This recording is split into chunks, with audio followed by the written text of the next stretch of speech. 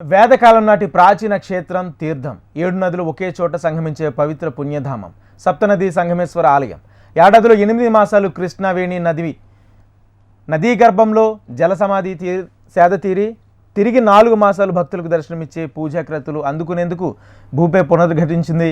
ఉత్తరాది కేదార్నాథ్లోని మంచు శివలింగం 4 మాసాలు దర్శనమిచ్చి అదృశ్యమై తిరిగి ఎలా పునర్దర్శనమిస్తుందో దక్షిణాదిలో కూడా సప్తనది సంగమేశ్వరం గర్భాలయంలో వేపదారు శివలింగం ఇప్పుడు భక్తులకు పునర్దర్శనమిస్తుంది.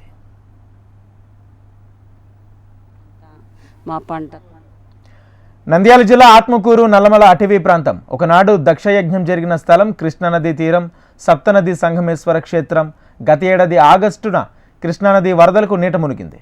శ్రీశైలం డ్యాం నిర్మాణంతో వెనకతట్టు వరద జలాలు ఈ ఆలయాన్ని ప్రతి ఏడు నదిలో మునిగిపోతుంటాయి. ఈసారి 7 మాసాలే నీటిలో ఉండి బయటపడింది. ఉభయ తెలుగు రాష్ట్రాలు ఇష్టానుసారంగా శ్రీశైలం జలాశయంలో నీటిని జల విద్యుత్ ఉత్పత్తికి వినియోగించడంతో జలాశయంలో నీటి మట్టం 835 మీటర్లకు తగ్గిపోయింది. 56 టీఎంసీల నీటి నిల్వలు మిగిలాయి. దీంతో సప్తనది సంగమేశ్వరం కృష్ణానది తీరంలో వెనకతట్టు జలాలు వేగంగా తగ్గిపోయాయి. ప్రాచీన గర్భాలయం ఉన్న ఆ చుట్టూ ఉన్న 7 ఉప ఆలయాల ప్రకారం దిగువ పుష్కర స్నానఘాటు ఈ మొత్తం దర్శనమిస్తున్నాయి. సప్తనది సంగమేశ్వర ఆలయం ఎగువ ఆలయం నుంచి దిగువ క్షేత్రానికి భక్తులు వెళ్ళడానికి ఇప్పుడు నడక మార్గం ఏర్పడింది. ద్వాపర యుగంలో పాండవ ప్రథముడు ధర్మరాజు గర్భాలయంలో ప్రతిష్ఠించిన వేపదారు శివలింగం భక్తులకు దర్శనమిచ్చింది. ఆలయ ప్రధాన అర్చకులు ఆలయ ప్రాంగణంలో పేరుకుపోయిన వన్రు వ్యర్థాలను భక్తులు శుభ్రపరిచారు.